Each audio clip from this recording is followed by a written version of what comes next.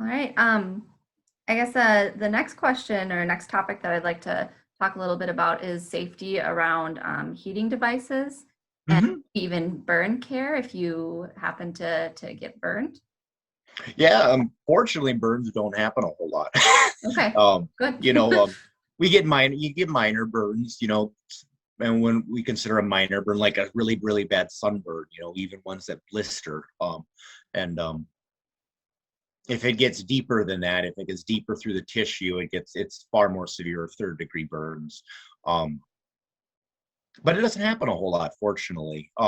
Obviously, when you're using those portable heaters. I think, a little electric heaters. I know I'm got one sitting next to me right now, next to my desk here to keep my toes warm.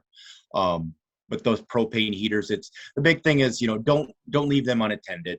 If you are going to leave, don't it be, they're easy to start a fire if they do get knocked over. A lot of them have some safety devices. If they do fall over, they do turn off automatically, but you just don't want to leave that stuff unattended. They can cause fires fairly Okay. easily. Um, yeah, burn carrots. If they're minor burns, you think about treating them like a sunburn, right?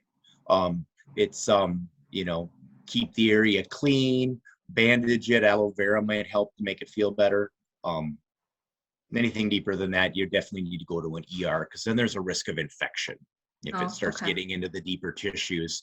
Um, you might not think the same way as like it's an open cut, but if you burn through that first layer of skin, then that's like an open wound. So the risk of Okay. infection is really high, and that's the major concern for severe burns is infection.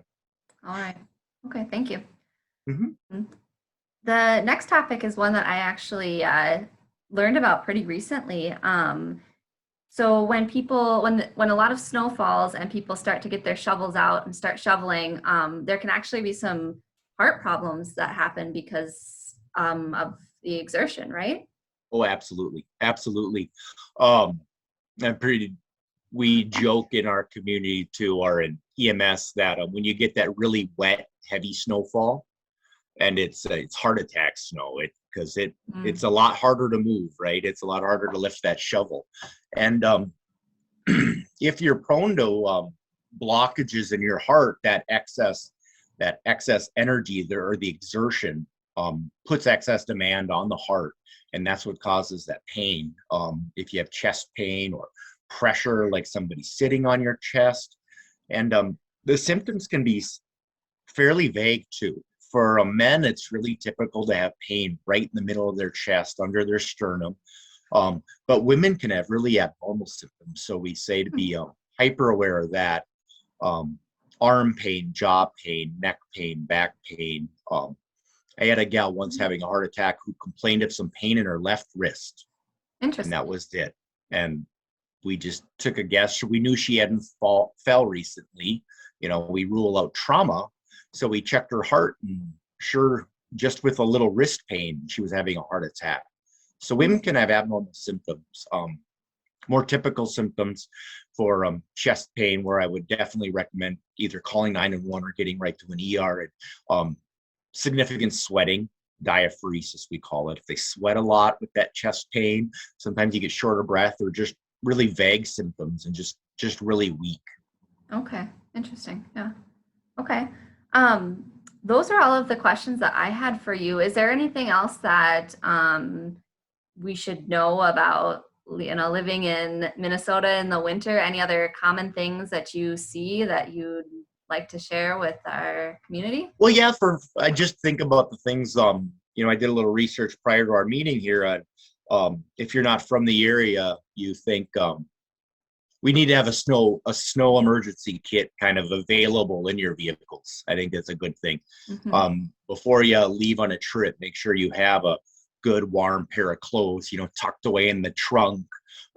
Maybe some granola bars, some spare water, because if you end up in a ditch in a really bad snowstorm, the worst thing you can do is actually leave and try to walk and find help. Your best bet is to just stay in your vehicle. Run it as little as you can. I did the website I saw said run it for 10 minutes every hour. So you Okay. can conserve the heat as much as you can, because eventually you run out of gas and then you won't have any heat at all. Right. So you do what you can to stay warm. And when visibility is that poor, it's just not a good idea to try to walk and find help. You're better off just riding it out.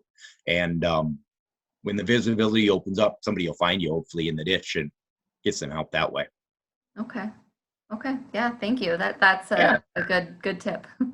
But thank you for being with us today. I think that I've learned a lot, and I think that the community will appreciate this information as well. So thank you. Yeah, I hope it helps. Dress warm, dress in layers, and winter can be fun if you're prepared. So That's very true. you don't get to go sledding in Texas. Yep. So they don't sled here. So we dress warm and we enjoy our weather. Yes, that's very true. Yep. All right. Well, thank you very much. All right. Thanks, Autumn. You take care. You too. Bye-bye. Bye.